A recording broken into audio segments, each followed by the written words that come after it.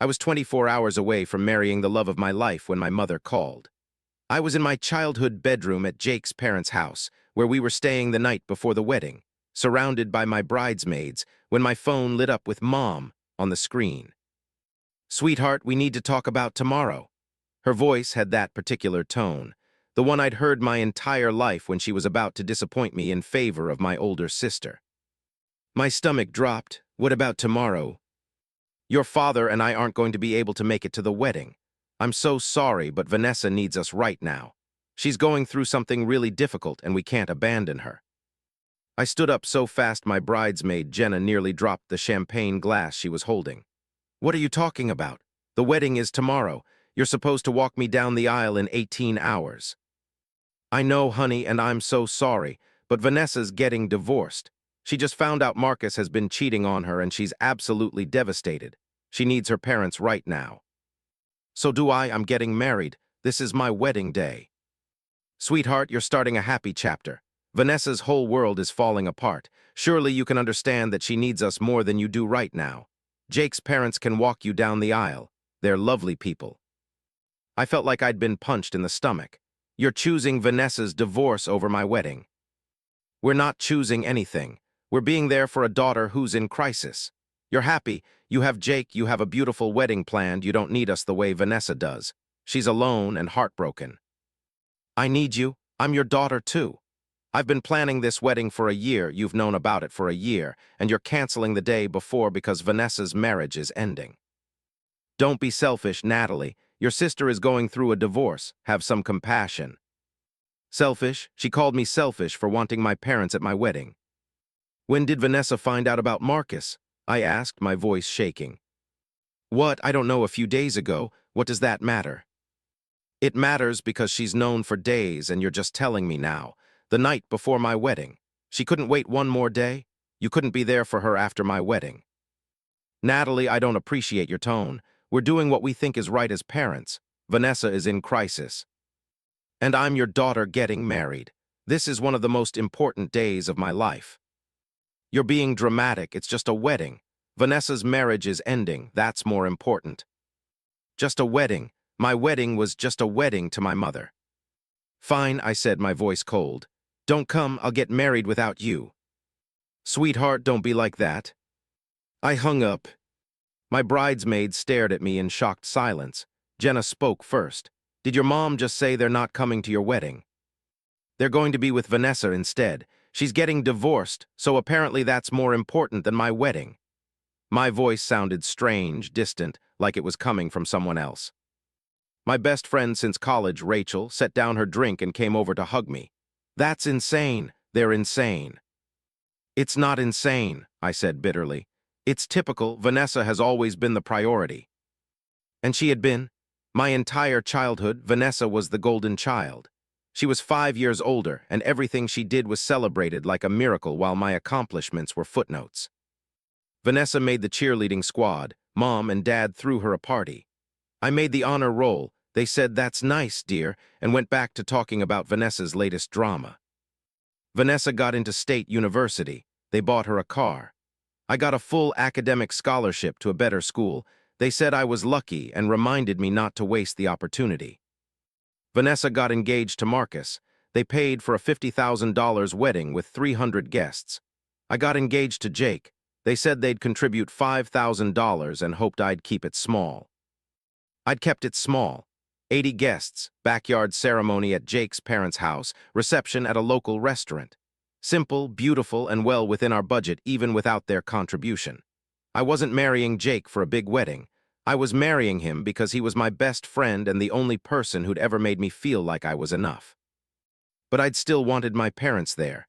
I'd still wanted my father to walk me down the aisle. I'd still wanted my mother to help me get ready, to cry happy tears, to tell me I looked beautiful.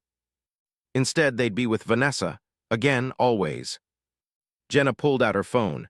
"I'm calling them back. This is ridiculous." "Don't," I said. "It won't change anything. Vanessa needs them and I don't. I'm just getting married. That's not as important as her divorce." "Natalie." "I mean it. Don't call them. I don't want them here if they don't want to be here." I made it through the night on autopilot. My bridesmaids rallied around me, assuring me that my wedding would be beautiful regardless, that Jake's parents would be honored to walk me down the aisle, that my parents were making a terrible mistake. But I felt hollow, emptied out. Jake found out that night. His mom told him after I asked her if she and Jake's dad would walk me down the aisle. He came to my room, breaking tradition, but nothing about this was traditional anymore, and held me while I cried. "I'm so sorry," he whispered into my hair. "They're wrong, they're so wrong. They've always chosen her. Why did I think this would be different?" "Because it should be different. Because you're getting married and they should be here. They said it's just a wedding." Jake pulled back to look at me, his eyes fierce. "It's not just a wedding, it's our wedding. It's us promising to build a life together. It's one of the most important days of our lives, and your parents are idiots for missing it." I loved him so much in that moment. "I'm glad I'm marrying you.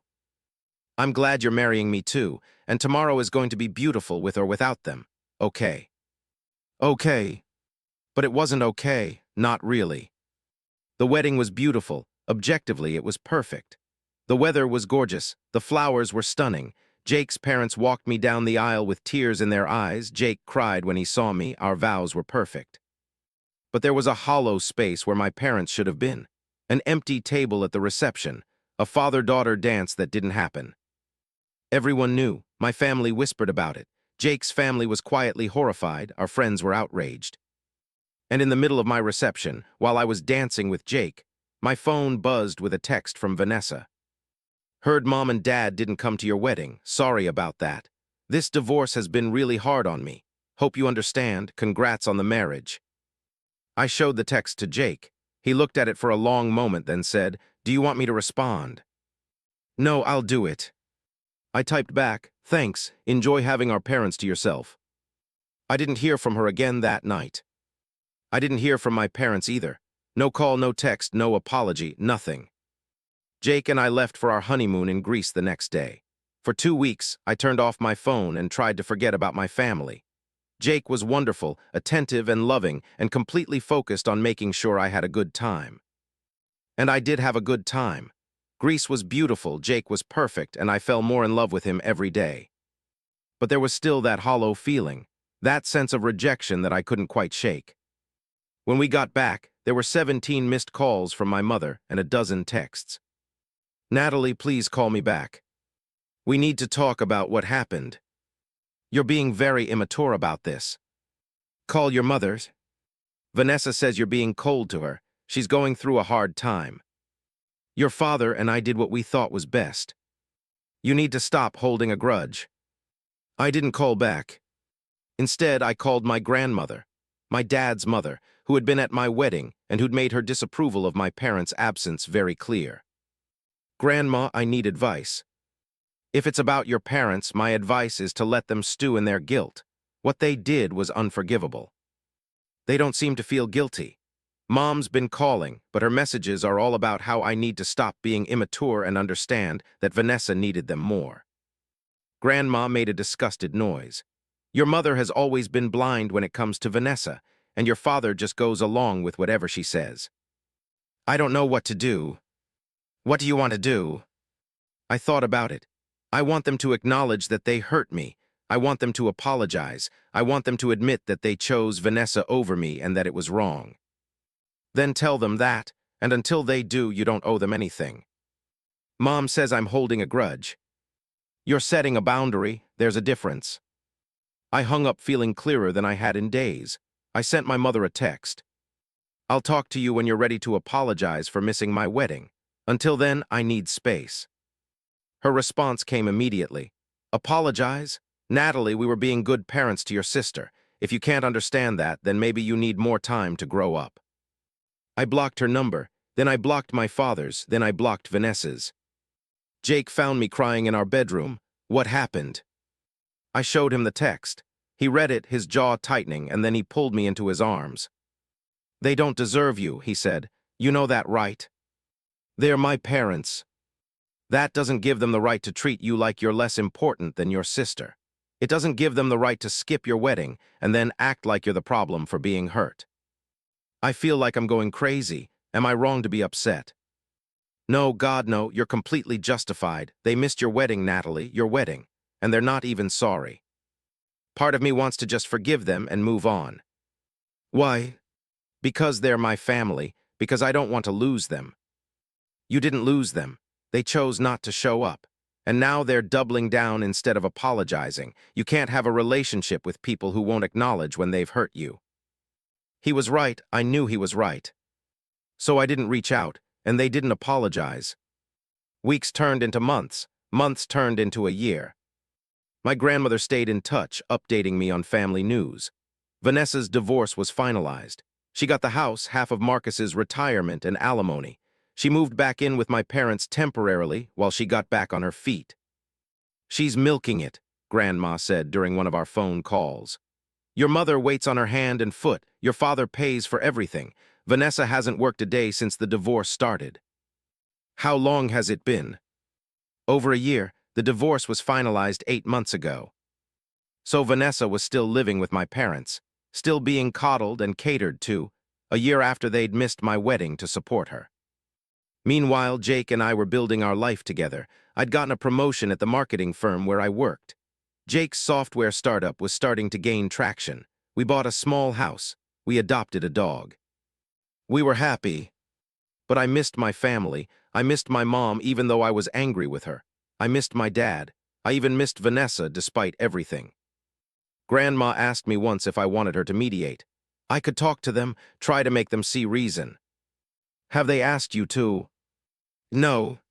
Then don't. If they wanted to fix this, they'd reach out and apologize. They haven't. That tells me everything I need to know. Year 2 passed much like the first. Work-life marriage. Jake's startup secured major funding and grew from 5 employees to 20. My career continued to climb. I became a senior marketing director. We traveled, we made new friends.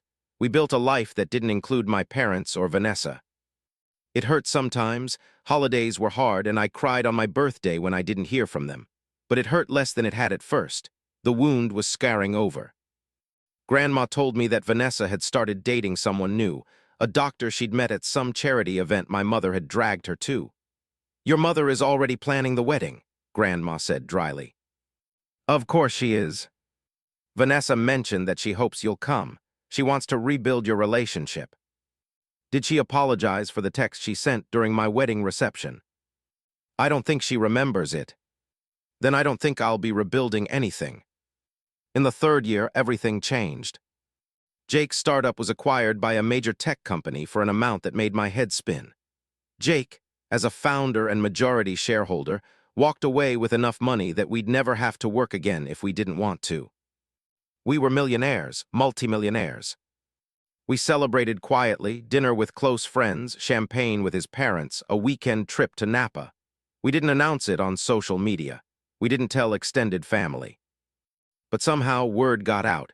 Maybe Jake's parents mentioned it to someone. Maybe one of our friends said something. Maybe someone from the tech industry gossip mill talked. However it happened, my mother found out.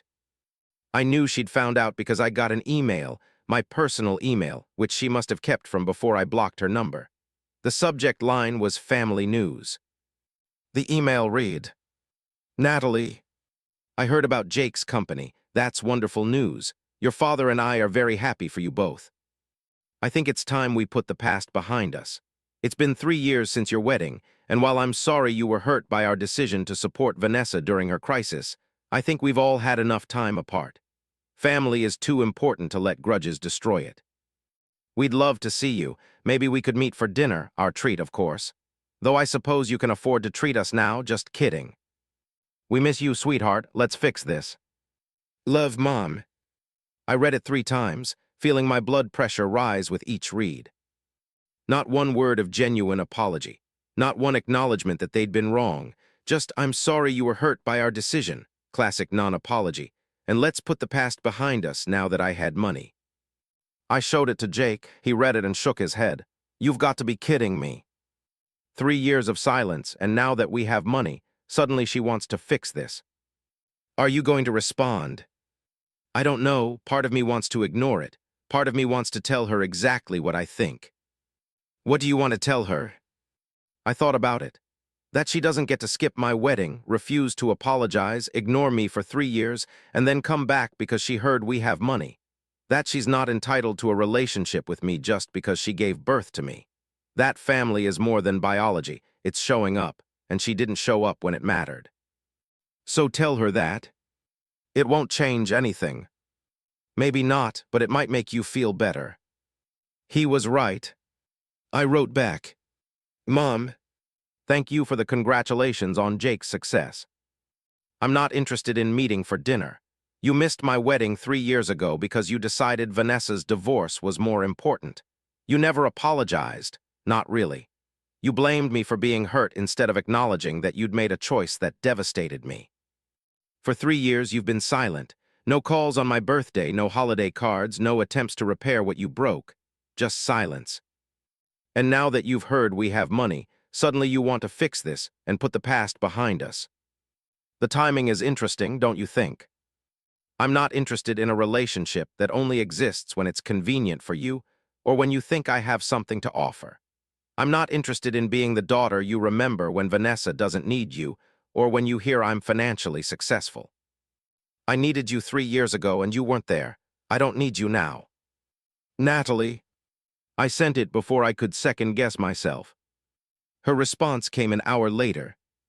How dare you suggest I only reached out because of money? I'm your mother.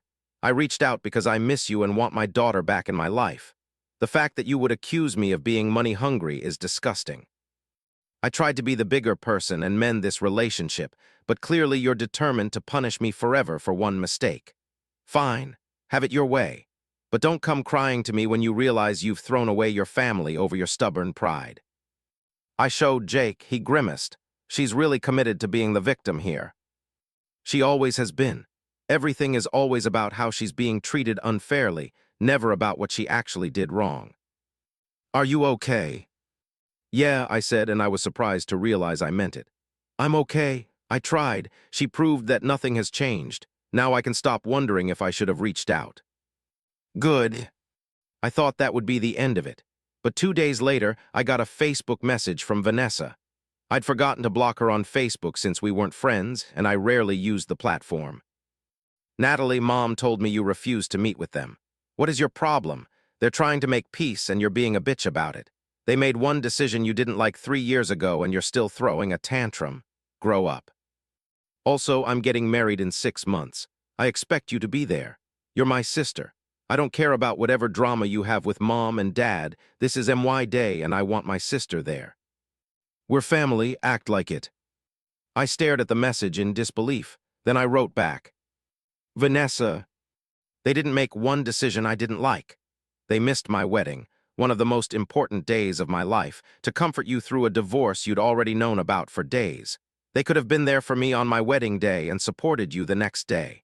They chose not to. And it wasn't just that they missed it, it's that they never apologized. They blamed me for being hurt. They told me I was being selfish for wanting my parents at my wedding. They said my wedding was just a wedding and not as important as your divorce. For 3 years, they didn't reach out, not once, not until they heard Jake and I came into money. As for your wedding, no, I won't be there. You texted me during my wedding reception to say you hoped I understood why Mom and Dad missed it because your divorce was really hard on you. You've never apologized for that either. You want me to act like family? Family shows up. Family apologizes when they hurt each other. Family doesn't disappear for 3 years and then demand attendance at weddings. I hope you have a beautiful wedding, but I won't be there. Natalie. She didn't respond, but my father emailed me the next day, the first direct contact I'd had from him in 3 years. Natalie, your mother is very upset about your exchange with her and Vanessa. I think you're being unfair. We made the best decision we could 3 years ago with the information we had. Vanessa was in crisis and needed us. You're holding on to anger that's poisoning you. Your mother and I did nothing wrong. We were being good parents to a child who needed us. The fact that you can't see that shows a lack of maturity on your part. That said, we're willing to forgive your hurtful words and move forward. We love you, and we want you in our lives. But you need to let go of this grudge and accept that we did what we thought was right. Also, Vanessa would really like you at her wedding. Can you please put aside your pride for your sister's sake? Dad. I read it twice, feeling that old familiar hurt mixed with fresh anger. They did nothing wrong. I lacked maturity. I needed to let go of my grudge. Never once did they acknowledge my pain. Never once did they say they were sorry. I didn't respond to my father. Instead, I called Grandma. They're trying to reconcile, I told her. But they still won't apologize. They still think they did nothing wrong. Of course they do. Your mother has convinced herself that she's the victim in all this. Your father just goes along with whatever she says. Vanessa's getting married. They want me to come. Are you going to go? No, I can't. I can't watch them give her everything they didn't give me. I can't pretend everything's fine when it's not. Then don't go. You don't owe them anything. They'll be furious. Let them be furious. They've been content to let you be hurt for 3 years. They can handle some anger. I didn't respond to my father's email. I didn't respond to 2 more emails from my mother. I didn't respond when Vanessa sent me a wedding invitation with a handwritten note. Please come. I know things have been weird, but you're my sister. I need you there. I sent the invitation back with a note. I hope you have a beautiful wedding. I won't be attending. Grandma went to Vanessa's wedding and reported back that it was excessive and expensive. Your parents paid for everything, of course. Must have cost $75,000 at least. Did they ask about me? Your mother told people you couldn't make it due to work commitments. She didn't mention that you'd been estranged for 3 years. Of course she didn't. That would mean admitting there was a problem. 6 months after Vanessa's wedding, I got a concerning call from Grandma. Natalie, I need to tell you something about your parents. They're in financial trouble. My stomach dropped. What kind of trouble? Your father made some bad investments, lost a lot of money. And your mother's been spending like they're still wealthy. She paid for Vanessa's wedding. She's been supporting Vanessa and her new husband while they get on their feet. She bought Vanessa a car. They've been living beyond their means for years, and it's finally caught up with them. How bad is it? Bad, they might lose the house. Your father's talking about bankruptcy. I felt a complicated mix of emotions: concern, vindication, guilt, and underneath it all, anger. They'd had money to pay for Vanessa's $75,000 wedding, but had only offered me $5,000. They'd been supporting Vanessa and her new husband, but couldn't find time to come to my wedding. Why are you telling me this? I asked Grandma. Because I think they're going to ask you for money, and I want you to be prepared. I'm not giving them money. I don't think you should, but I wanted you to know it's coming. She was right. 2 weeks later, I got an email from my father. The subject line was family emergency. Natalie, I need to talk to you about something important. It's regarding our family's financial situation. We're going through a very difficult time, and I'm hoping you can help.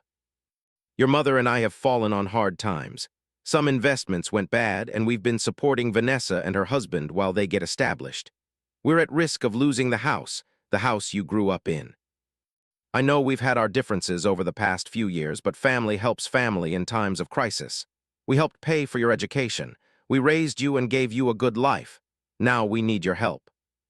Jake's company sale must have left you both very comfortable financially. We're not asking for charity. We can sign a contract, pay you back with interest. We just need a loan to get us through this rough patch. $200,000 would save the house and give us breathing room to restructure our finances. I know this is a lot to ask, but we're desperate. We're your parents. We've always been there for you, and now we need you to be there for us. Please call me so we can discuss this. Love, Dad. I read it 3 times, my emotions cycling from shock to fury to bitter laughter. They needed $200,000. They were losing the house they'd mortgaged to pay for Vanessa's life. They wanted me to save them because family helps family in times of crisis. But I was in crisis 3 years ago, and they hadn't helped. They'd chosen Vanessa over me and then refused to apologize. I showed the email to Jake. He read it and shook his head. The audacity. They ignored you for 3 years, refused to acknowledge they'd hurt you, and now they want $200,000. They said they've always been there for me. They weren't there for your wedding. I know. Are you going to respond? I thought about it for a long time. Part of me wanted to ignore the email like I'd ignored so many others. Part of me wanted to write a scathing response. Part of me, a small, hurt part that still remembered being a little girl who loved her parents, wanted to help them. But I thought about the past 3 years, the missed wedding, the non-apologies, the blame, the silence, the sudden interest in reconciliation only after they heard about money.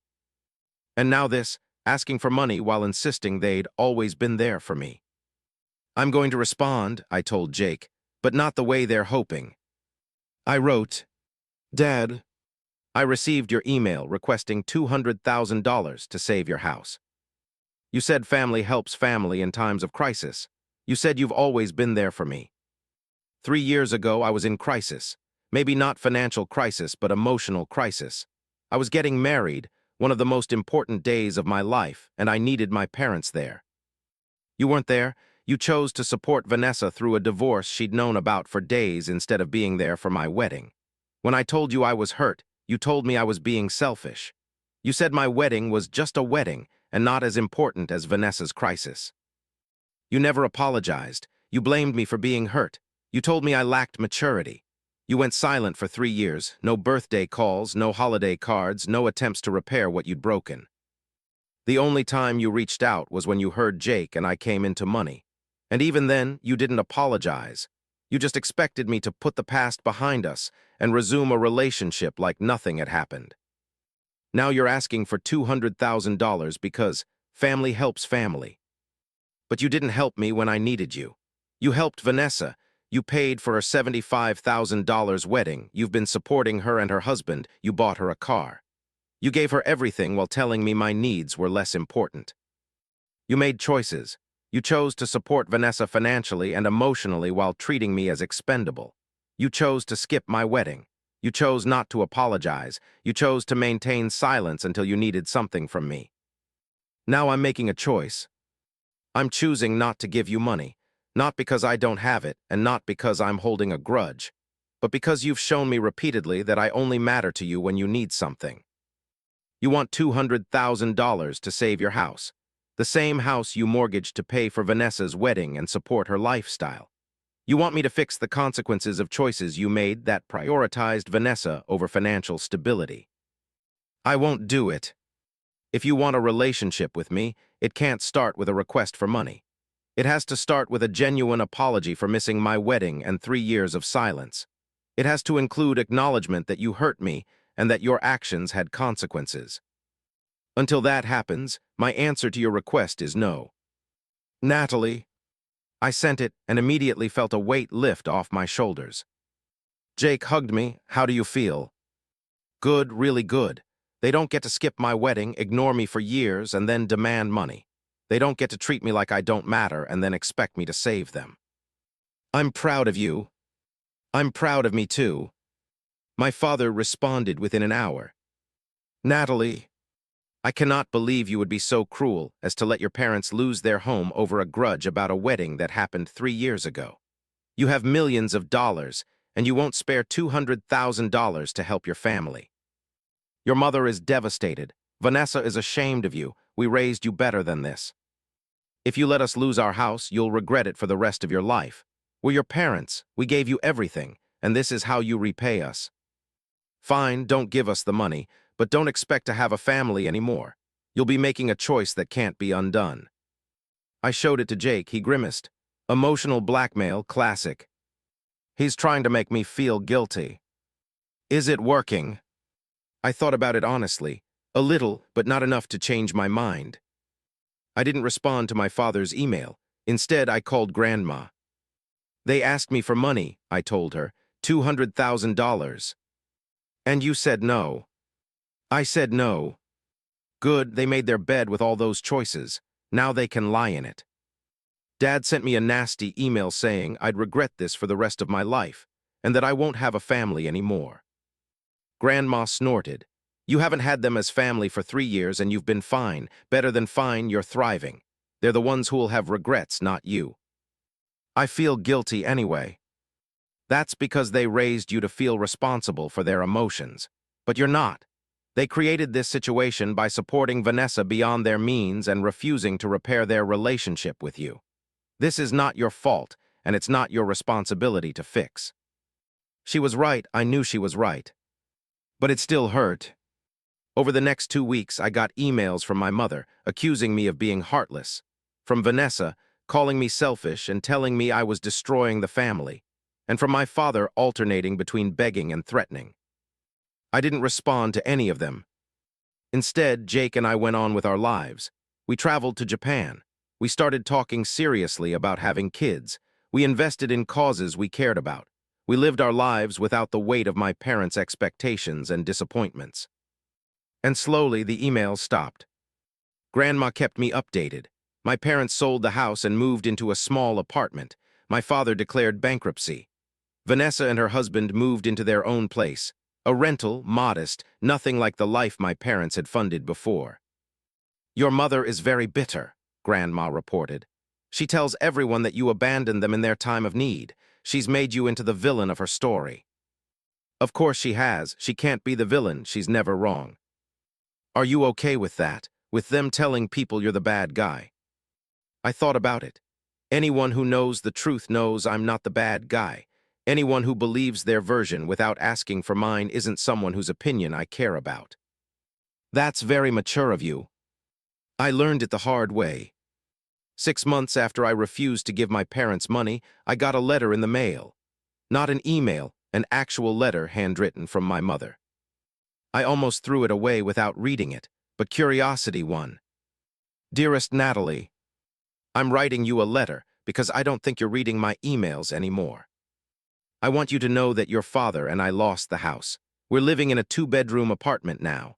Vanessa had to get a job, her first in 4 years, because we can't support her anymore. Your father is working extra hours to try to rebuild what we lost.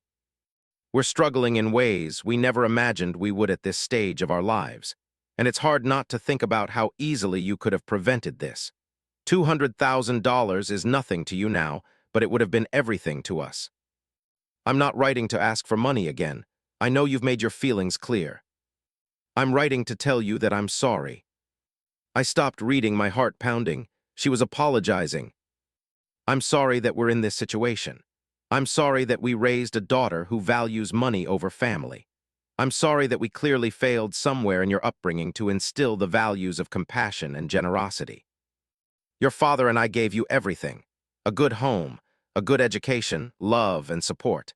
And when we needed you, you turned your back on us because we made one decision you didn't agree with 3 years ago. I thought I raised you better than that. I thought you'd be the kind of person who helps her family in times of crisis. But clearly, I was wrong about who you are. I hope someday you'll look back on this and feel the guilt you should feel. I hope someday you'll realize what you've done to your family. I hope it haunts you." "Mom." I read it twice, feeling a complicated mix of emotions. She'd apologized, but not for missing my wedding, not for 3 years of silence, not for any of the things she'd actually done wrong. She'd apologized for raising a daughter who values money over family. She'd turned even her apology into an attack. I showed it to Jake. He read it and shook his head. "She's unbelievable. Even her apology is blaming you."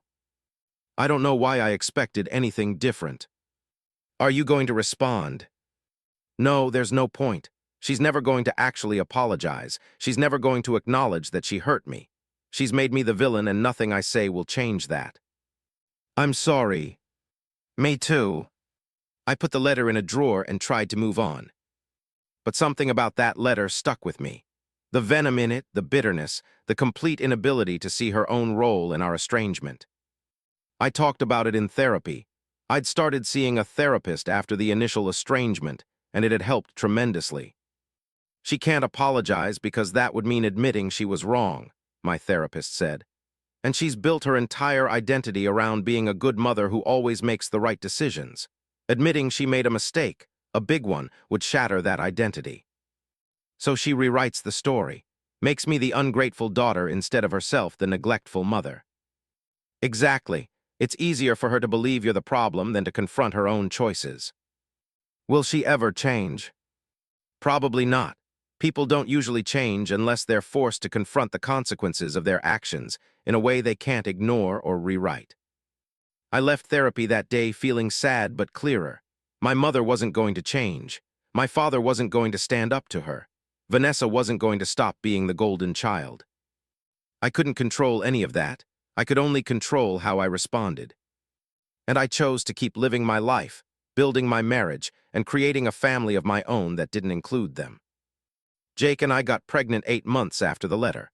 I was 12 weeks along when I told Grandma, who cried happy tears and immediately started knitting baby blankets. "Are you going to tell your parents?" she asked. "No, they're not part of my life. Why would I tell them about my baby?" "Because they're going to find out eventually, and they'll be upset they heard it from someone else. They've been upset for 3 years. I can't control their emotions." Fair enough. I didn't tell my parents, but word got out anyway, probably through extended family who saw a pregnancy announcement Jake's parents posted on Facebook. My mother sent an email with the subject line, "Congratulations." "Natalie, I heard you're expecting. Congratulations. I always knew you'd be a wonderful mother. I hope this new chapter in your life will help you understand the choices your father and I have made over the years. Parenthood changes you. It makes you realize that you'd do anything for your children, even make difficult decisions that they might not understand at the time. When Vanessa needed us, we made the choice to be there for her, just like we'd make the choice to be there for you if you were in crisis. That's what parents do. I hope now that you're becoming a mother, you'll be able to forgive us for doing what we thought was best. I'd love to be a part of this grandchild's life if you'll let me. I know we've had our differences, but a baby changes everything. This could be a fresh start for all of us. Please think about it. Love, Mom. I read it twice, my jaw tight. Even now, even congratulating me on my pregnancy, she couldn't actually apologize. She just hoped I'd understand and forgive now that I was becoming a parent. I showed it to Jake. He read it and sighed. She's really committed to never admitting fault, isn't she? Completely committed. Are you going to respond? I should probably tell her she won't be part of the baby's life. It's cruel to let her hope. Is it cruel if she's done nothing to repair the relationship? Good point. I wrote back. Mom, thank you for the congratulations. You said you hope becoming a parent will help me understand your choices. I think it will, but not in the way you're hoping. I can't imagine prioritizing one of my children over the other. I can't imagine missing one child's wedding to comfort another child through something that could have been addressed the next day. I can't imagine refusing to apologize to my child for hurting them, then blaming them for being hurt.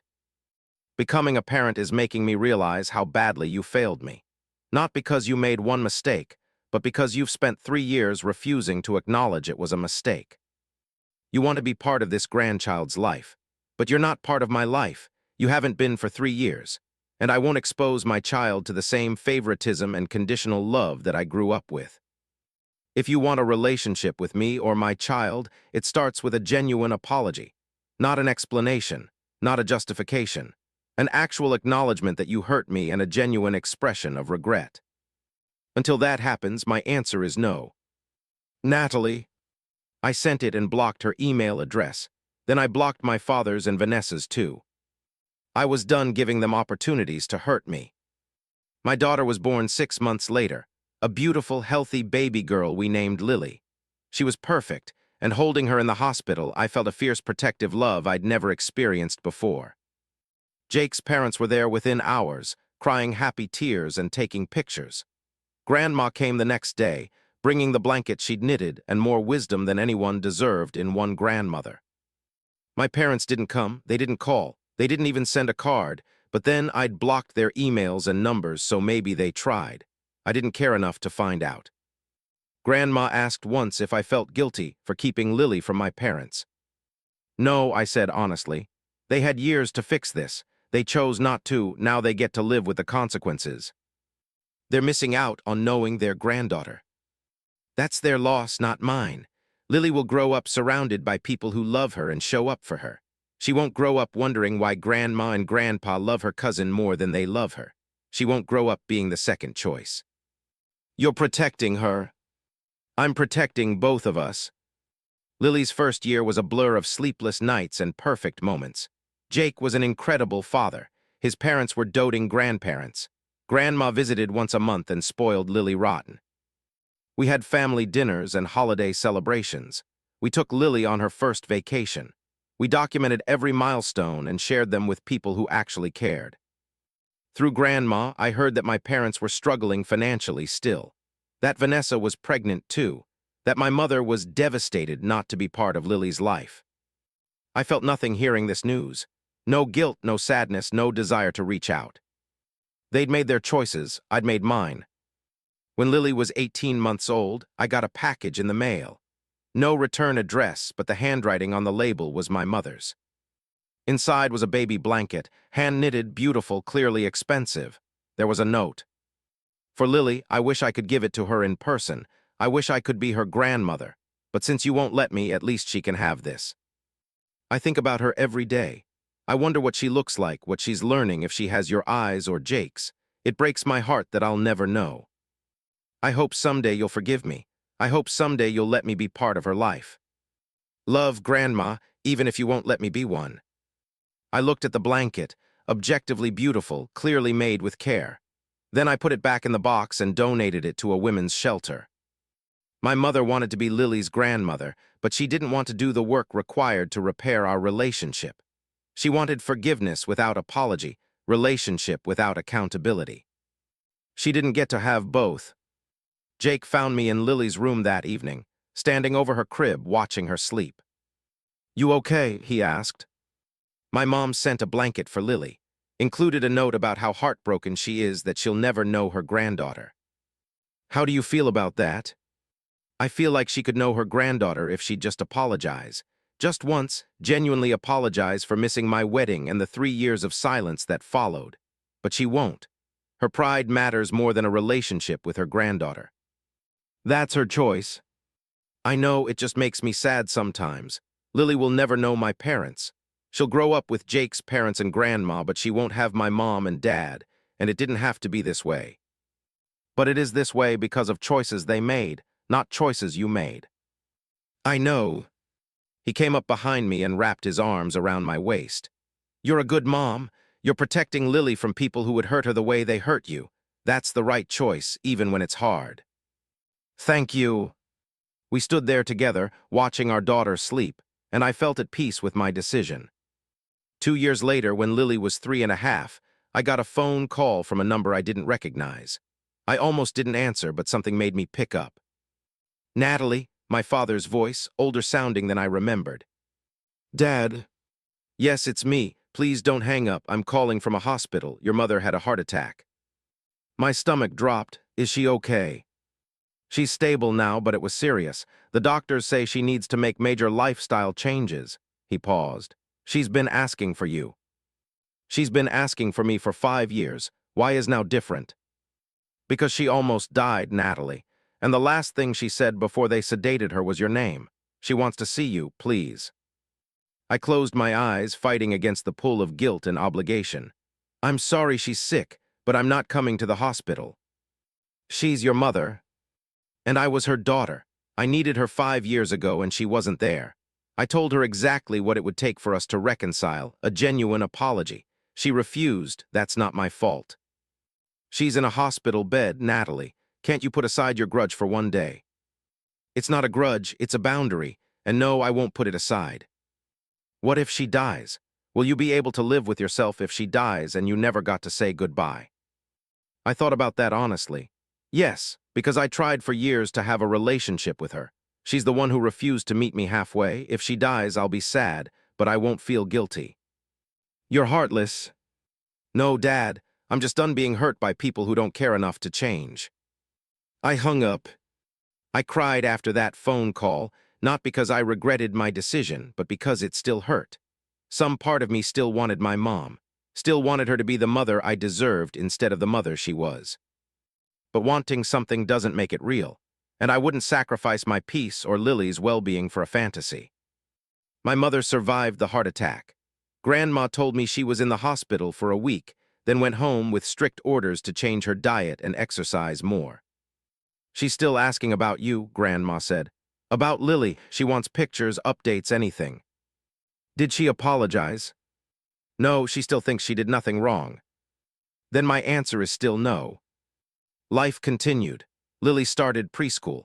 Jake and I talked about having another baby. We bought a bigger house with a yard where Lily could play. We celebrated holidays with Jake's parents and grandma. We took vacations and made memories. We built a life full of people who showed up and loved unconditionally. My parents weren't part of that life, and slowly, painfully, I stopped waiting for them to be. I stopped checking to see if they'd emailed. I stopped wondering if they'd show up at birthdays or holidays. I stopped hoping they'd change. I let go. And in letting go, I found peace. Lily turned 5, and we threw her a birthday party in our backyard. All her little friends from preschool, Jake's parents, grandma, our close friends. It was chaotic and joyful and exactly what a kid's birthday party should be. Grandma pulled me aside during the party. "Your parents asked me to give you something." She handed me an envelope. I opened it to find a card with a check inside, $1000 made out to Lily. The card read, "For Lily's birthday, we wish we could give it to her in person. Love, Grandma and Grandpa." I looked at the check, then at Grandma. They sent money. They thought it might help. They know you don't need it, but they wanted to do something for Lily's birthday. They could have sent an apology. They could have sent an acknowledgement that they were wrong. They sent money instead. "What are you going to do with it?" I thought about it. Then I endorsed the check and handed it back to Grandma. "Donate it to a charity of your choice. I don't want their money. I want an apology. And until they understand the difference, there's nothing to discuss." Grandma took the check. "I'm proud of you." "For what?" "For standing firm, for knowing your worth, for not accepting scraps when you deserve a feast." I hugged her, feeling tears prick my eyes. "I learned it from you." That night after the party, after Lily was asleep, Jake and I sat on our back porch with glasses of wine. "Grandma brought a check from my parents today," I told him. $1,000 for Lily's birthday." "Did you keep it?" "No, I told Grandma to donate it." "How do you feel about that?" "Good. They think money fixes things. They think they can buy their way back into our lives without doing the actual work of apologizing and changing. I won't teach Lily that's okay." "You're raising her to know her worth."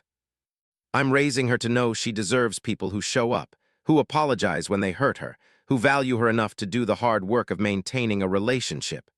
I looked at Jake. "I don't want her to grow up like I did, always wondering why she wasn't good enough." "She won't, because she has you as a mother, and you'll always show up." "Always," I promised. And I meant it. 6 years after my parents missed my wedding, I got a phone call from Vanessa.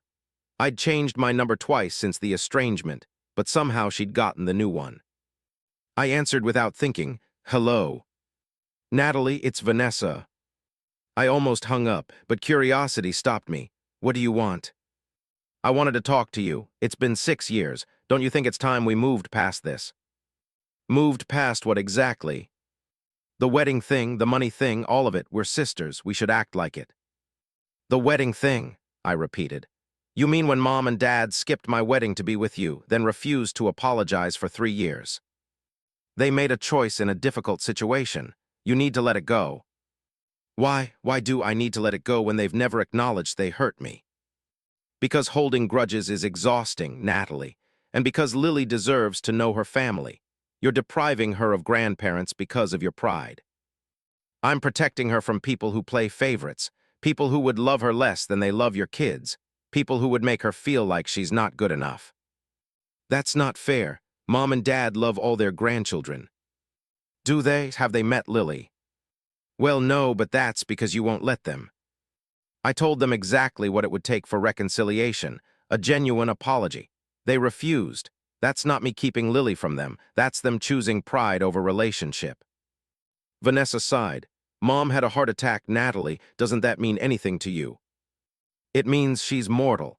It doesn't mean I should accept a relationship that's harmful to me just because she's aging." "You're unbelievable. She's our mother." "And I was her daughter. I needed her 6 years ago and she wasn't there. Now she needs me, and I'm making the same choice she made, to prioritize my own well-being and the well-being of my family." "So this is revenge? You're punishing her?" "No, this is self-preservation. There's a difference." Vanessa was quiet for a moment. Then, "I miss you. I know we've had our issues, but you're my sister. I miss having you in my life." Something in her voice made me pause. "Do you? Or do you miss having me available to solve problems and provide support when you need it?" That's not fair. Isn't it? When's the last time you reached out just to talk? Just to see how I was doing? The only times I hear from you are when you want something. When you wanted me at your wedding, when mom and dad needed money, now when you want to move past this. I've been busy with my own life. So have I. The difference is, I don't reach out only when I need something. So what do you want from me, Natalie? An apology too. Actually, yes. You texted me during my wedding reception to say you hoped I understood why mom and dad missed it because your divorce was hard on you. That was incredibly hurtful, and you've never acknowledged it. That was 6 years ago, and you still haven't apologized. She huffed in frustration. Fine, I'm sorry I texted you during your wedding. Happy now. No, because you're not actually sorry. You're saying words to get what you want. There's a difference between I'm sorry and actually meaning it. What do you want me to say? I want you to genuinely understand that you hurt me and feel actual remorse. But you don't.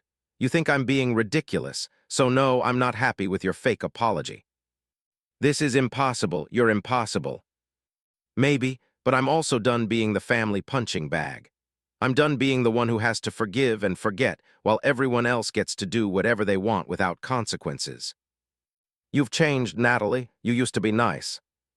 I used to be a doormat. There's a difference. I hung up. Jake found me in the kitchen afterwards, staring at nothing. Vanessa. Yeah, she wanted to move past this because Lily deserves to know her family. How did that go? I told her the truth, that I'm protecting Lily from people who would hurt her. She called me impossible. You're not impossible. You have boundaries. They just don't like it. I used to be nice. You're still nice. You're just not a doormat anymore. That's growth, not a character flaw. I leaned into him, grateful for his steady support. I made the right choice, didn't I? Keeping them out of our lives. Yes, absolutely yes. They had 6 years to make this right. They chose not to. That's on them, not you. He was right. I knew he was right. But it still hurts sometimes. Lily started first grade that fall. She came home from school one day and asked, "Why don't I have a grandma and grandpa on your side?" My stomach clenched. We'd known this question was coming. We'd prepared for it. But it still hurt to answer. You do have a grandma, I said carefully. Great-grandma, the one who visits and brings you cookies. But what about your mom and dad? My friend Emma has 4 grandparents. Why don't I? Jake and I exchanged glances. We'd agreed to be honest with Lily in age-appropriate ways. My parents and I had a disagreement a long time ago, I told her. Before you were born, they made a choice that hurt my feelings very badly and they never said sorry, so we don't see each other anymore. But they're your parents, don't they love you? The question pierced my heart. I think they do in their way, but sometimes people love us and still hurt us. And when they hurt us and won't apologize or change, we have to decide if that relationship is healthy for us. What did they do that hurt your feelings? They missed a really important day for me, my wedding day when Daddy and I got married. They decided to do something else instead, and it made me very sad. I told them I was sad, but they said I shouldn't be, and they never said sorry. Lily thought about this. That was mean. It was, and I decided that I didn't want people in my life who are mean and won't say sorry, even if they're family. Do they know about me? They know you exist, yes. They've asked to meet you. But you said no. I said they could meet you if they first said sorry to me for hurting my feelings. But they won't say sorry, so no, they can't meet you.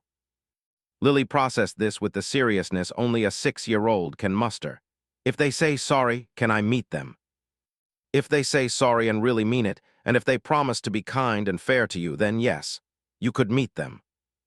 Okay, she seemed satisfied with this answer and went back to playing. Jake hugged me after Lily left the room. That was really well handled. I hope so. I don't want her to grow up feeling like she's missing something because of my choices. She's not missing anything. She has 2 sets of grandparents who love her, my parents and grandma. She has aunts and uncles and cousins. She has a full life.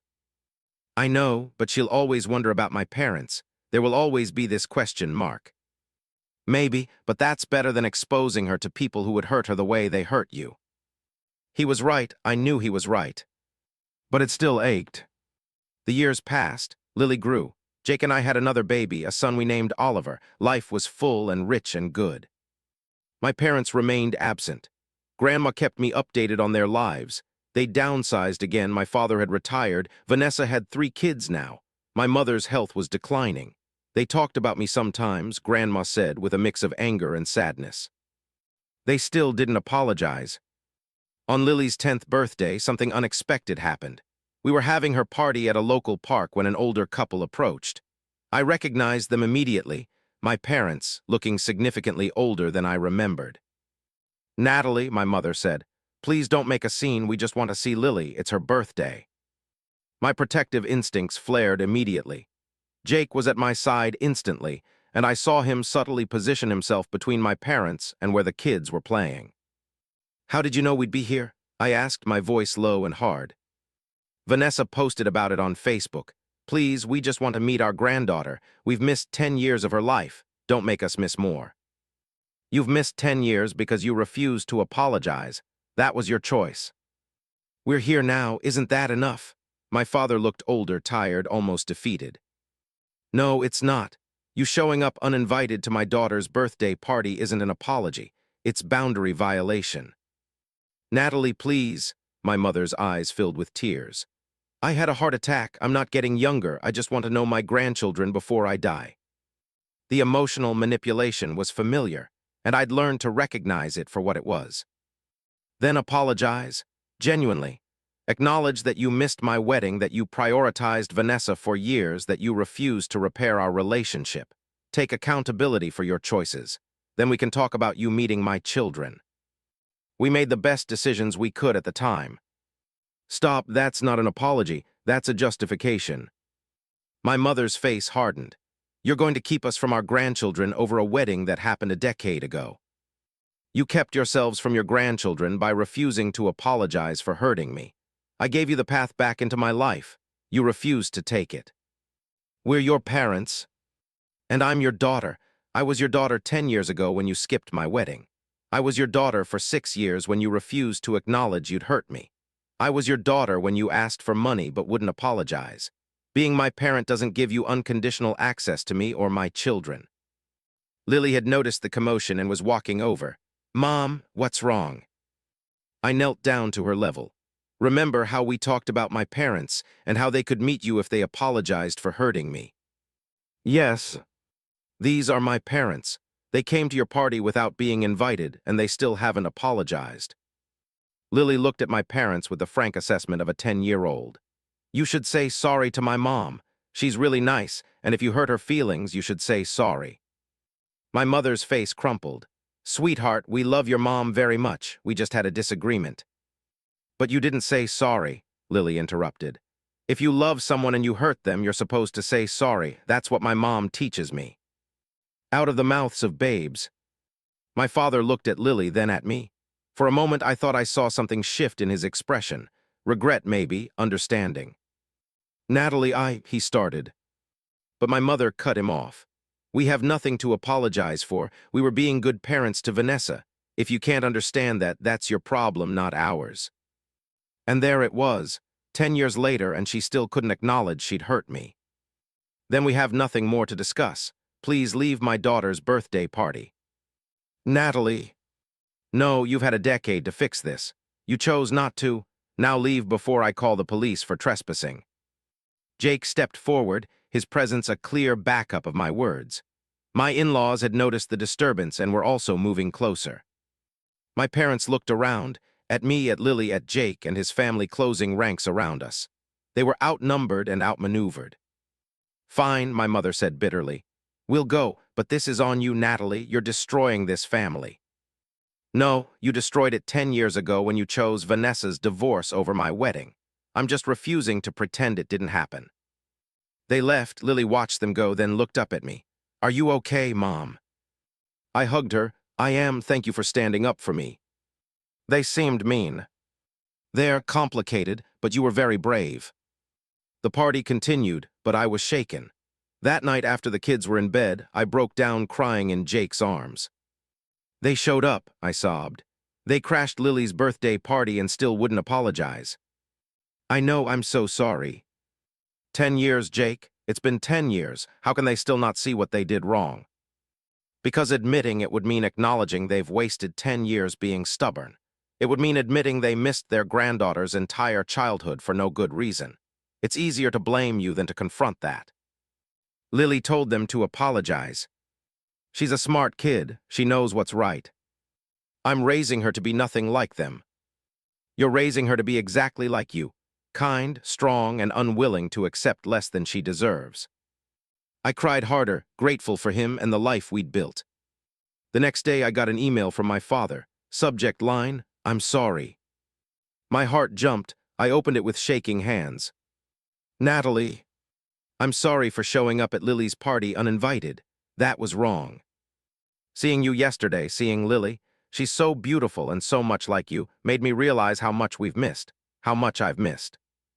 Your mother is still angry. She won't admit we made a mistake 10 years ago, but I can admit it. I should have been at your wedding. We both should have been. Vanessa's divorce could have waited one more day. We made the wrong choice. I can't speak for your mother, but I can speak for myself. I'm sorry. I'm sorry for missing your wedding. I'm sorry for not apologizing sooner. I'm sorry for choosing your sister over you over and over again. I don't expect you to forgive me. I don't expect you to let me into your life or your children's lives. I just needed you to know that I finally see it. I finally understand what we did to you. And I'm sorry. Dad. I read it 3 times, tears streaming down my face. It was everything I'd wanted to hear for 10 years. But it was just from my father, not my mother. And I'd learned over the years that my father, while he might feel regret, would never stand up to my mother or change the family dynamics. I showed it to Jake. He read it and sighed. How do you feel? Relieved, sad, angry that it took 10 years, frustrated that it's just him and not both of them. Are you going to respond? I don't know. Part of me wants to forgive him and rebuild our relationship. Part of me knows nothing will actually change. He'll still go along with whatever my mother says. He'll still prioritize Vanessa. This apology doesn't fix the systemic problem. You don't have to decide right now.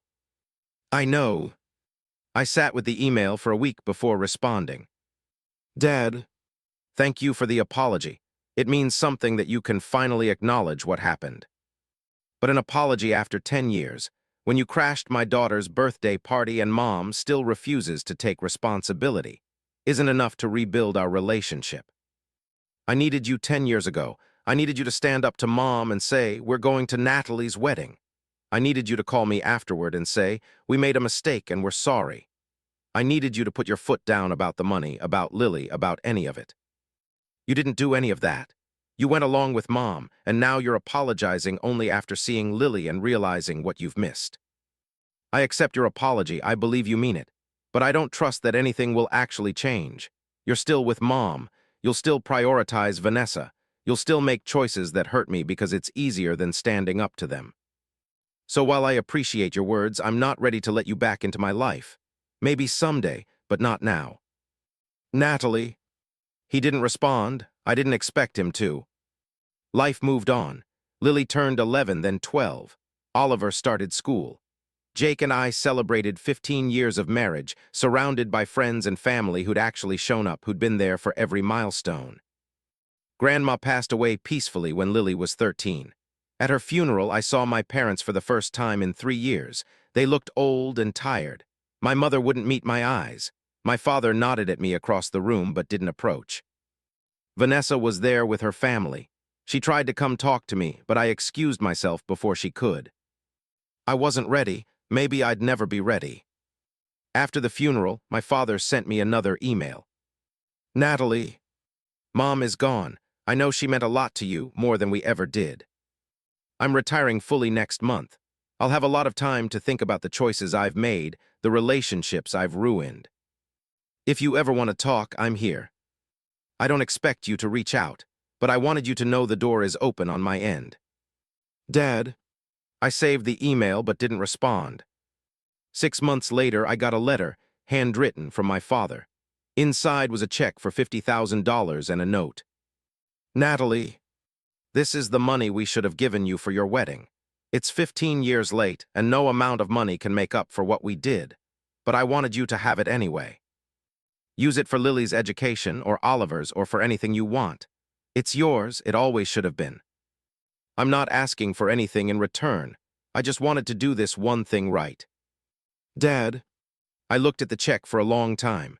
Then I deposited it and put it in a college fund for Lily and Oliver. It didn't fix anything, but it was something. Lily is 16 now. Oliver is 11. We have a good life, full of love and laughter and people who show up. My mother still hasn't apologized. My father sends me an email every few months, updates on his life, expressions of regret, no requests for contact. I read them but rarely respond. Vanessa and I are cordial at family events we both attend, but we're not close. We'll never be close. Sometimes Lily asks about my parents. I tell her the truth, that they hurt me badly and never fully made it right, so I chose to protect myself and my children from that hurt. She seems to understand. She has 2 sets of grandparents who love her in Jake's parents and their extended family. She doesn't feel like she's missing anything. And honestly, neither do I. I think about my wedding sometimes, how it was supposed to be perfect, how my parents were supposed to be there, how much it hurt when they chose Vanessa instead. But I also think about everything that came after. The life Jake and I built, the children we're raising to know their worth, the boundaries I learned to set, the strength I found in choosing myself. My parents skipped my wedding for my sister's divorce. They spent years refusing to apologize. They lost their grandchildren, their relationship with me, a decade of memories. And I built a beautiful life without them.